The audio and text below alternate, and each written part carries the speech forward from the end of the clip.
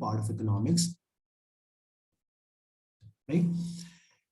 Sometimes consumers change their choices either when shops have special offers on previously very expensive luxury products or when advertising persuades them to change their preferences, right? Analyze how economic theory of indifference curves can be used to construct a consumer's demand curve. Discuss whether this theory can explain the above changes in choice, right? So this question, as you can clearly tell, this is about indifference curve, and consumer utility and all that model that we talked about, right? So that's one first question.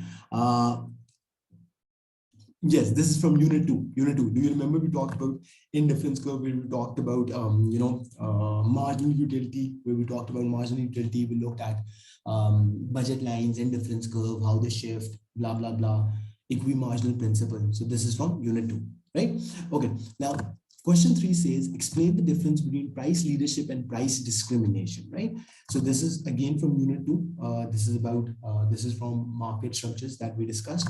The B part of this says, discuss whether firms always want to maximize profit and are able to do so in a way suggested by economic theory, right? So this question 3 relatively seems easy one, right? But we'll come back to it.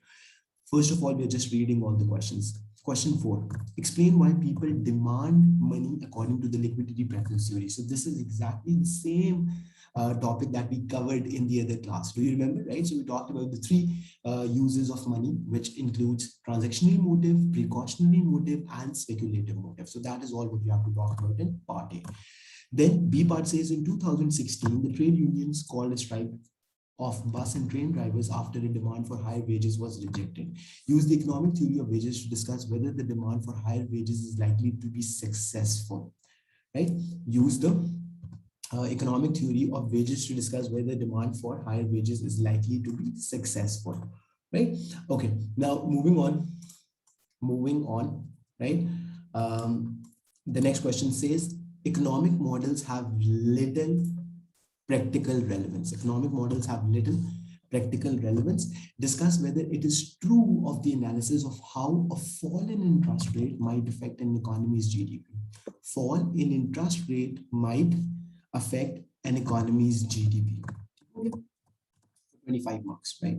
Now, can you tell me what is this question about? This question is about the multiplier effect, right? Now, as I said, that these questions can be a little difficult to identify, but this is about multiplier effect. How do we know? Because it's talking about that when interest rate falls, what happens? When interest rate falls, your investment will increase.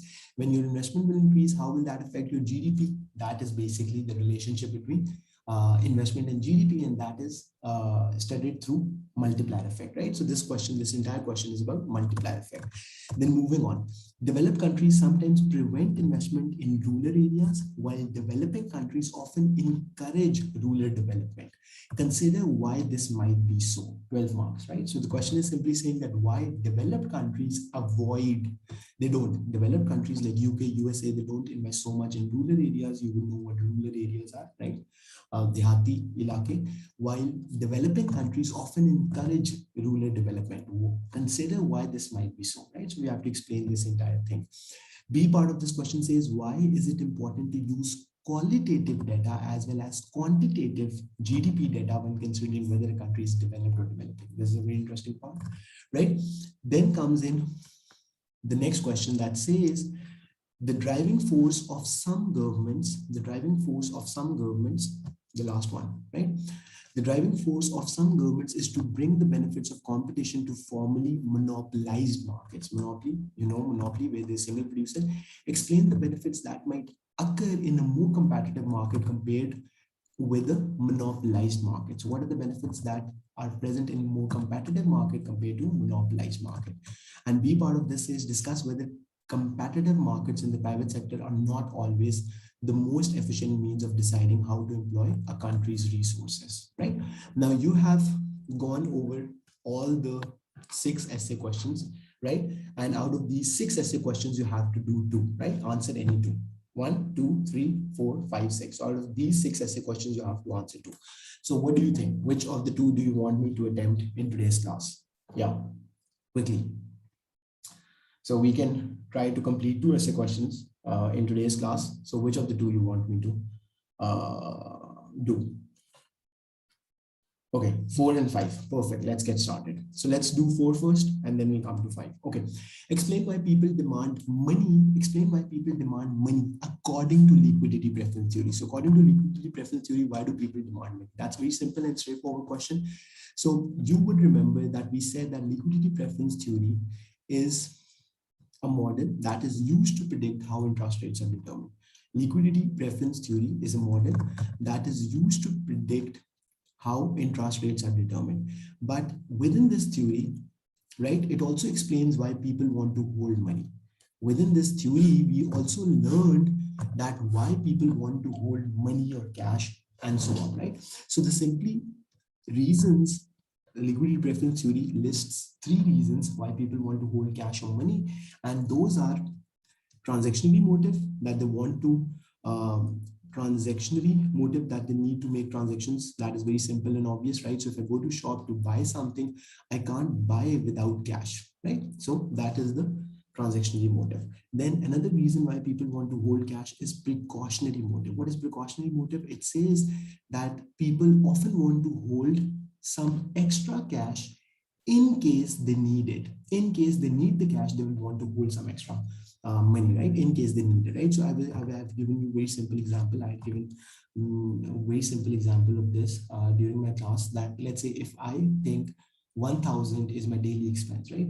So most probably I will keep 1,500 or 2,000 rupees in my wallet every day, just in case something bad happens, right? So let's say my car tire, gets flat. I need to get that fixed. Let's say I need to give someone some money, right? Let's say I run out of credit and I need to get credit on my phone, and I mean, blah, blah, blah, blah, blah, blah, right? So these are different reasons why you want to hold some extra cash. That is known as precautionary motive. And the third and the last reason why people want to hold cash is speculative motive. Now, what was speculative motive? This is very simple. Think about this. Every month, I make some savings, and for everyone, not everyone, but for most people, some people make savings. Now they have 2 options with those savings. Either they can put their savings in a bank account, or they can hold their savings in the form of cash, right? Either they can hold. This is what the theory is saying, right? This is not what I'm making up. This is what the liquidity preference theory says. So either they can put their savings in a bank account, or they can hold their savings as cash form. If the interest rate is high, so they will prefer to put their money in a bank because that is a good return. If interest is low, they will want to hold their money in the form of cash because obviously they know that they're not getting a good return in the bank, right? So that is speculative motive. Is it making sense? Right. Yes, definitely. You will, right? For the correct diagrams, you will get marks for that, right? Now, then we'll move on, and then we will show on the graph that how each of these three motives look like on the graph, right? So you'll make 3 graphs, right? You'll make 3 graphs which would look like this, right? Okay, so have a look at this. So let's say this is transactionally motive. Then you have precautionary, and then you have speculative. Okay, now instead of me telling you, can you help me recall what was the shape of transactionary motive, what was the shape of the graph of transactionary motive, and also precautionary motive, and then in the end of speculative motive, right? What we will have on the y-axis, also tell me that, and obviously what we will have on the x-axis, right? Graphs are the same. They're straight vertical lines. Excellent, right? On the y-axis, you have interest rates. Right, exactly. That's absolutely correct. And on the x-axis, you have quantity of money. So on the x-axis, you have quantity of money, how much money you want to hold. On the y-axis, you have interest rate, right? And on the x-axis, you have quantity of money, right?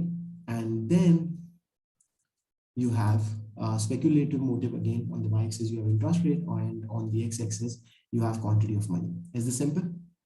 Right? Okay.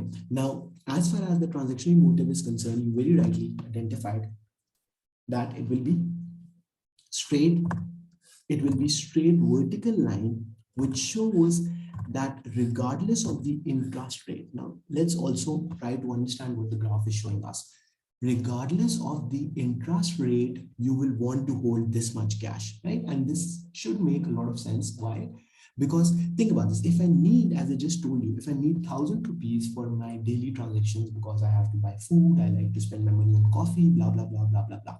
So my decision to hold 1,000 rupees every day is regardless of how much is the bank interest rate, right? I do not even care about the interest rate because this is the money that I have to hold.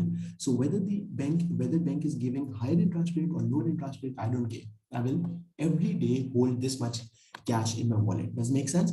We won't keep money in bank even if interest rates are high because exactly perfect, excellent. This is what the explanation is. Satisfy our needs and wants. Absolutely correct. Same goes for precautionary motive. We will want to hold this much. We will want to hold this much cash as precaution. Let's say we want to hold 500 rupees as precaution daily, just in case we need it. So that